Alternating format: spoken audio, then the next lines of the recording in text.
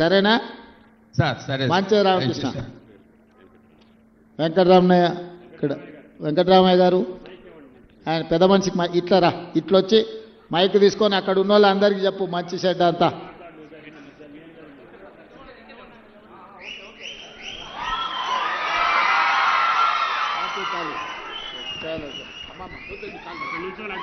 అట్లా అట్లా నిల్చొని మాట్లాడు.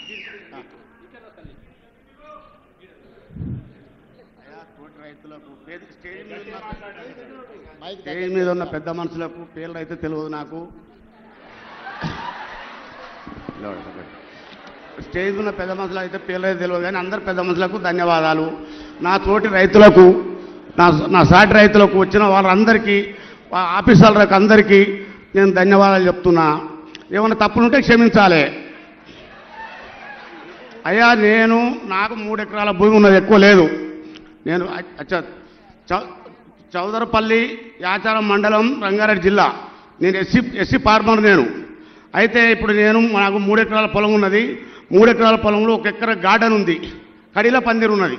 ఆ కడిల పందిర్లా ఓ 3 రకాలు 4 రకాల కూరగాయలు పెడతాం. కాకర బీర పైకి పోతుంది, కింద టమాటా, వంకాయ, మిర్చి అది 3-4 పంటలు పండించుకుంటాం 1 ఎకరాల.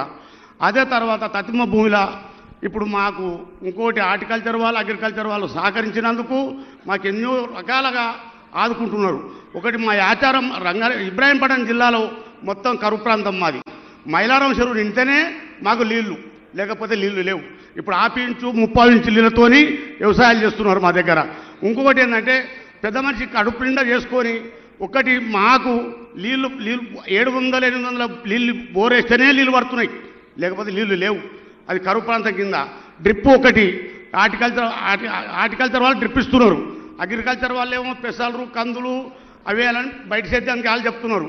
అయినాక ఇప్పుడు మాకు అయితే ఇంకొకటి ఏంటంటే ఇప్పుడు మాకు డ్రిప్ 7 సంవత్సరాలు అయితే డ్రిప్ నడుస్తలేదు. అయ్యా పెద్ద మనసు చేసుకొని నువ్వు ఒకటి 5 సంవత్సరాలకు 4 సంవత్సరాలకు పెట్టు, డ్రిప్ పెడితే డ్రిప్ ద్వారా వెళ్తాం. మా చౌదరిపల్లి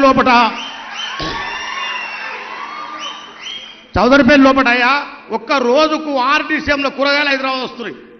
ఒక్క రోజుకు రైతులు. నేను ఒక్కటి చెప్పినది కాదు, మా చైర్మన్ సాబ్ కోఆర్డినేటర్ సాబ్ ఉన్నాడు, ఆయన ఊరు మా ఊరు దగ్గర.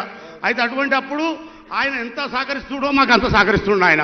ఒకటి మటుకు నువ్వు డ్రిప్ మటుకు తొందరగా ఇవ్వాలి, మల్చింగ్ ఒకటి ఇవ్వాలి. అచ్చా ఇంకొకటి నాయన నేను అడిగేది నిన్ను ఒక్కటి, రైతుల గురించి అడుగుతున్నాను, నా ఒక్కరి గురించి కాదు. ఒకటి ఏంటంటే ఇప్పుడు రైతులకు లేబర్ ప్రాబ్లం ఎక్కువ ఉన్నది. లేబర్ ప్రాబ్లం ఎక్కువ ఉన్నందుకు మాకు మిషన్లు కావాలి. మిషన్లు అంటే పెద్ద పెద్ద ట్రాక్టర్లు కాదు, బుల్డోజర్లు కాదు, ఏ కావు, చిన్న చిన్న పవర్ వీడాలు ఉంటే నేను ఒక 10 దాలు కొట్టుకుంటా, నా భార్య కలుపు తీసుకుంటుంది. తప్పకుండా వెంకటరమయ్య అయ్యా ఆ పైన చదువుకున్న పిల్లలకు చెప్పుర్రి, చూడండి పెద్ద మనిషి ఎంత విజ్ఞానంతో మీరందరు కష్టపడి చదువుకున్నది ఆయన అనుభవంతో ఎంత అల్కగా చెప్పినమ్మా. నాకు అర్థమయ్యేటట్టు మీకు కూడా అర్థమయ్యేటట్టు చెప్పి. ఇంకొకటి చెప్తాను, ఆయన సిటీ చుట్టుముట్టుతో కూరగాయలు వండియాలని చెప్పాడు. కూరగాయలు వండిస్తే పట్టణంలో ఉన్న వాళ్ళకు కూడా మేలు జరుగుతుంది. ఇప్పుడు పక్క రాష్ట్రాల నుంచి కూరగాయలు తెచ్చుకునే పరిస్థితి వచ్చింది మనకు. ఒకప్పుడు రంగారెడ్డి జిల్లాలో బసెక్తి ఆయతనగర్ నుంచి పాలకూర, మెంతం కూర, టమాటాలు, వంకాయలు, బెండకాయలు అన్ని కూరగాయలు వేసుకొని పొద్దున్నే పాలక్యాన్లు వేసుకొని వచ్చేటోళ్ళు. ఇప్పుడు ఎవరు పాలక్యాన్లు కానీ కూరగాయలు కానీ ఏం వస్తలేవు. అన్ని రియల్ ఎస్టేట్ లేఅవుట్లు ప్లాట్లు అయినాయి.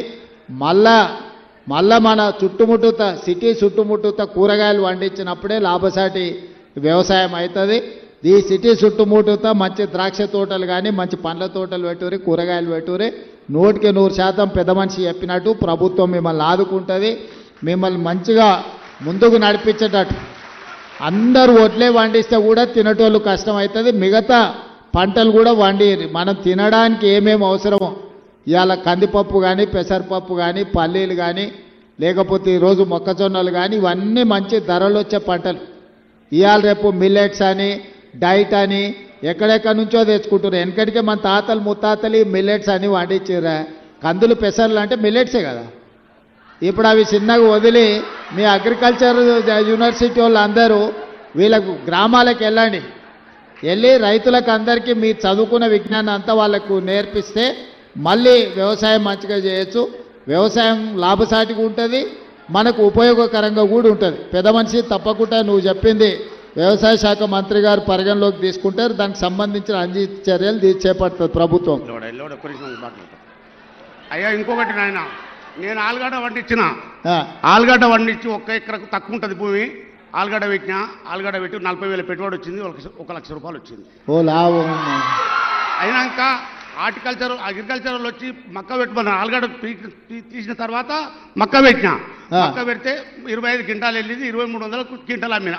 ఓ మంచుకున్నది. అయినా ఆ చదువుకున్న పిల్లలకు చెప్పు, వాళ్ళకి నేర్పు, తీసుకుపోయి బాయికాడ చూపి జర పొలం తిప్పాలి అందరు. ఆయన నాకు కొలువు లేదు, వాళ్ళు మనకంటే ఎక్కువ చదువుకున్నాం అనుకుంటారు. తీసుకుపోయి నీ అనుభవం చెప్పాలి. మాకు కొలువు లేదు. మా ఇద్దరు భార్యాభర్తలను చేసుకొని 3 బిడ్డల పెళ్లి చేసినా, కొడుకు పెళ్లి చేసినా నేను. మంచి సంతోషం, మంచిది. బాగా చేసినావు, ఇంకా బాగా చేయి.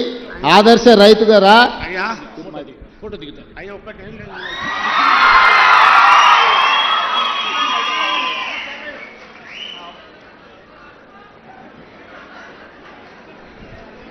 ఒక రైతు తల్లి, ఒక రైతు తండ్రి మధ్య రైతు బిడ్డ ముఖ్యమంత్రి గారి ఛాయాచిత్రం ఇది. ఇప్పుడు తర్వాత కర్లపూడి బాబు రెడీగా ఉండాలి. దమ్మపేట మండలం మల్లారం రైతు వేదిక బాబు గారు రెడీగా ఉండాలి. బాబు గారు మల్లారం రైతు వేదిక.